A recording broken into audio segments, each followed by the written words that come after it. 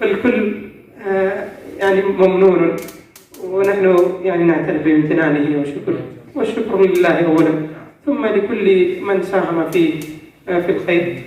أستاذنا الفضل لا تعبى بحقهم، ولا تبالي بمن عادى ومن نصب. والآن سمعتم مني كثيرا ولا أريد أن أكثر عليكم، ونسمع من أستاذنا الفاضل كلمة توجيهية ونصائح المهمة في حياتنا العلمية، فليتفضل مشكورا مأجورا. السلام عليكم ورحمة الله وبركاته، وأسعد الله أوقاتكم بكل خير. وحقيقة أنني مسرور جدا بهذا الاجتماع الجميل الذي يجمع بيننا. فنحن لله الحمد والمنة تجمعنا عدة أمور، أولها وأعظمها هو الإسلام، اللهم لك، ويجمعنا أننا من دولة واحدة ما شاء الله من الهند، ويجمعنا أننا أصحاب هم مشترك وهو دعوة الخلق إلى الله، ويجمعنا كذلك أننا في جامعة واحدة. هذه القضايا كلها لا يمكن أن تؤتي أكلها إلا باجتماع. لا يمكن أن نكون مؤثرين في الناس، ولا يمكن أن نتعلم التعلم الجيد، ولا يمكن أن نصحح بعض أخطائنا، ولا يمكن أن نؤهل أنفسنا إلا أن نجتمع. ولذلك من أعظم المنن التي امتن الله بها على المهاجرين والأنصار قول الله: وألف بين قلوبهم لو أنفقت ما في الأرض جميعا ما ألفت بين قلوبهم. فهذا حكم عام أن الله يؤلف بين قلوب المؤمنين. ولذلك ما ترى رجلا في مشرق أو مغرب وهو يقول لا إله إلا الله إلا وتجد أن هناك حب داخلي منك له وحب منه لك. هذه هي أخوة الدين والإسلام. وإني حقيقة أشكر الزملاء في جمعية الدعوة بأحد الغيث على هذا الترتيب والتنسيق، وأتمنى حقيقة أن يكون هذا الاجتماع دوري، أن نلتقي في كل شهر مرة، نتجاذب أطراف الحديث ويستفيد بعضنا من بعض ونطور بعضنا بعضا. وهذه الاجتماعات المتكررة فيها فوائد جمة، أهمها التآلف. فإنهم يقولون إذا اجتمعت الأبدان على الذكر واجتمعت الآيات على الطعام وتقارب الناس في الجلوس كان ذلك أدعى للتآلف. الإنسان بطبعه مدني لكنه يقلق ويحترز، فإذا اجتمع بمن يحب يأمن ويطمئن. وهذا الأمن والاطمئنان يفضي إلى أن كل منا لديه إشكالات. كلنا ذاك الرجل الذي يخطئ، وكلنا ذاك الرجل الذي عليكم السلام حكم الدكتور تفضل. نعتذر إليك أنا والله استبقت الحديث أردت كلمة فتفاجأت بالبرنامج. السلام عليكم.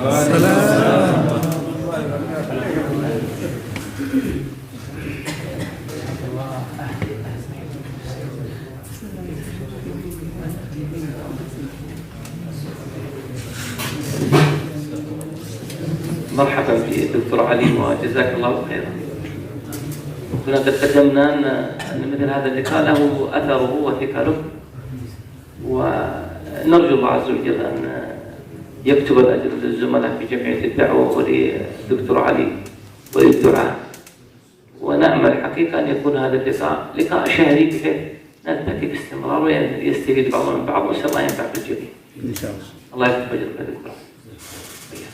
أقول بارك الله فيكم أننا حين نلتقي نحن كلنا ذاك الرجل الذي يخطئ والذي لديه بعض الإشكالات والمشاكل، فإذا كتمها الإنسان في نفسه تجده بعد مرور الزمن يصاب بالآهات والعهات. لكن حين يجد الرجل الشيخ مثلا دكتور علي الشيخ وأنتم مع بعضكم بعض يأتي يقول والله أنا لدي مشكلة بسيطة ويحاول أن يعرضها، يتعاون مع أخيه، يفضفض إليه ويخرج ما تكن نفسه، فيجد رأيا حسنا، يجد مشورة طيبة تتألف القلوب كذلك. فأنا أقول أدعوكم وأدعو نفسي حقيقة ألا نكتم شيئا. والإشكالات تبدأ صغيرة، فإذا وفق العبد إلى من يعرض عليه فيحل مشكلته حلت سريعا، وإذا تركت تكبر حتى يقع الإنسان في خير. والشيء بالشيء يذكر. نحن في الجامعة نحتاج حقيقة أن يتذاكر بعضنا البعض في بعض القواعد والأهداف. والذي يؤلمني أن اليوم مثلا أن أتاني طالب فصل من الجامعة، اليوم فصل من الجامعة من معهد طالب الأسبوع الماضي، فقلت له ما المشكلة؟ قال كانت لدي مشكلة كذا وكذا. قلت لو أتيت في البداية حللناها، الآن قضي الأمر. أنا أقول كل مشكلة تحل في البداية تترك تعظم. كل تقصير من أنفسنا في العبادة له أثر في الحياة.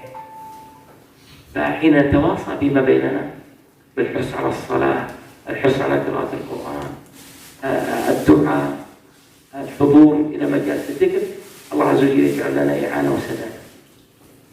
فهذه هي القضية الأولى التي أريد أن أنبه عليها، وهي نحن نجتمع، تتآلف القلوب، يقع خطأ خلل يعود بعضنا إلى بعض. القضية الثانية، لسنا معصومين. العصمة كما قال الشافعي لصاحب ذلك القبر يعني النبي صلى الله عليه وسلم. فالدكتور سعيد، الدكتور علي، والشيخ كلنا نخطئ، وما أجمل الإنسان إذا وقع في خطأ وذكر أن يعود. ولذلك جاء عن بعض السلف أنه قال رحم الله من أهدى إلينا عيوبا. هو صاحب فضل لما يأتي إنسان يقول يا دكتور أنت أخطأت في كذا، ولو كان أسلوبه ما كان، هو صاحب فضل علي أن دلني على الخطأ حتى أتجاوزه وأن أحسن فيما بقي، ولا أعمل خطأ فيبقى ذنب علي، نسأل الله يتجاوز عنا. فنحن ذاك الرجل الذي يخطئ، ولذلك يجب علينا أن نتناصح. ولذلك العرب تقول للقوم الذين يقعون في الأخطاء فيسكت بعضهم على بعض افتضحوا فاصطلحوا. يعني أنا أجد عند أخي مشكلة فأسكت. لماذا أسكت؟ حتى إذا رأى مشكلة عندي يسكت، فيعرفني وأعرف ونسكت. هذا لا ينبغي. نحن لابد أن نتناصح فيما بيننا. والعصر إن الإنسان لفي خسر إلا الذين آمنوا وتواصوا بماذا؟ بالحق وتواصوا بالصبر. هذه القضية الثانية. لا يوجد أحد لا يخطئ. فإن قال يا أستاذ ما فائدة هذا؟ فائدته حين تعود إلى الله، تعود بإذن الله عز وجل بعد حصولك على الدراسة وتعود إلى بلدك، إياك أن تظن أنك شيخ كبير لا تخطئ. هذه مصيبة عظيمة جدا. يعود بعض الطلاب من الجامعة السعودية بعد أن يحصل على البكالوريوس والماجستير والدكتوراه فيحسب أنه إمام عصره وفقيه دهره، فيخطئ. فيأتيه شخص بسيط يقول يا شيخ هذا خطأ، هذا الجاهل من هو حتى يخطئ؟ ويقع في مشكلة أكبر. قد يسير بالدعوة إلى الله وقبله إنسان لا يعرف العلم، وإنما هو داعي إلى الله عز وجل يعرف الدعوة، فيسلك طريقا يخطئ فيه، فيأتي ذلك الرجل الذي لا يتعلم يقول لا الطريق الصواب من هنا. احذروا أن تظنوا أنكم إذا حصلتم على الدرجة العالية في الجامعات أنكم أصبحتم تفهمون كل شيء. لا. أكبر مدرسة هي مدرسة ماذا؟ مدرسة الحياة، التجربة، السمع. وذلك الله عز وجل مع إمامة نبيه عليه الصلاة والسلام قال فاعف عنهم واصفح، ثم قال وشاورهم في الأمر. فإذا عزمت على أي مشروع دعوي أو علمي أو تعليمي فإياك ثم إياك أن ينقدح في ذهنك ثم تصبح في الصباح تقوم به. تعود الشيخ تتدارس أنت وأصحابك في قريتك. هذه قضية ثانية.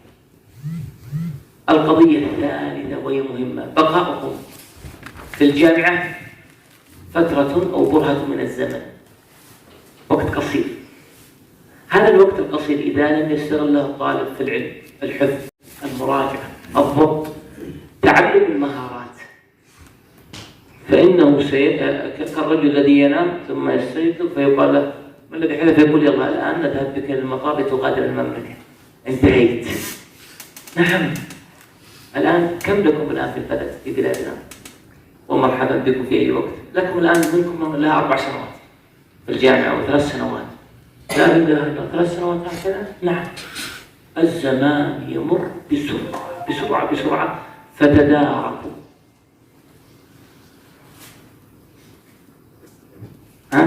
تداركوا أوقاتكم.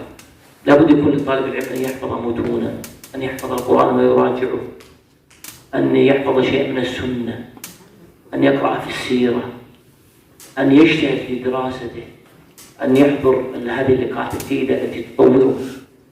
فإذا فعل ذلك فإنه سيرتقي ويبلغ درجة عالية في دنياه وأخرى. آخرها أنتم أيها الطلاب، طلاب الهند حقيقة من أفضل الطلاب الذين يعني رأيتهم تكاتفا وتآلفا وما شاء الله وامتيازا. أنتم متميزون في دراستكم وليس هذا غريب عليكم. فمن الهند حفظ الدين، ولذلك إذا أردت تتتبع الأسانيد العلية في رواة الحديث فإنك ستجدها بالهند. أعظم الأسانيد في الدنيا هي عندكم، أعظم الأسانيد في الدنيا في القرآن، أقصرها بالنبي صلى الله عليه وسلم عندكم. أعظم الأسانيد وأجودها في صحيح البخاري، صحيح مسلم، في السنن هي عندكم بالهند. ولذلك العلماء وطلبة العلم من كل مكان في العالم يذهبون للهند يأخذ الحديث. فما شاء الله أنتم لديكم قابلية للإبداع، فكونوا مبدعين. ولن يكون الإنسان مبدعا حتى يهضم نفسه، يزدريها، يعلم أنها نفس كما قال الله أمارة بالسوء، تحب العجب، الكبر، الثناء، أن ينسب لها ما ليس لها، أن يقال هذه نفس فلان أجاد وأفاد. انتبهوا وإني لأحث نفسي وإخوتي ألا ننظر للثناء، وأحث نفسي وإخوتي ألا يثني أحدنا على أحد. فقد جاء الحديث بالنهي عن أن يثنى الرجل عليه أمامه، حتى قال عليه الصلاة والسلام لرجل أثنى على رجل: لقد كسرت ظهر أخيك. الإنسان إذا عمل حسنا فإنما يعمل لنفسه.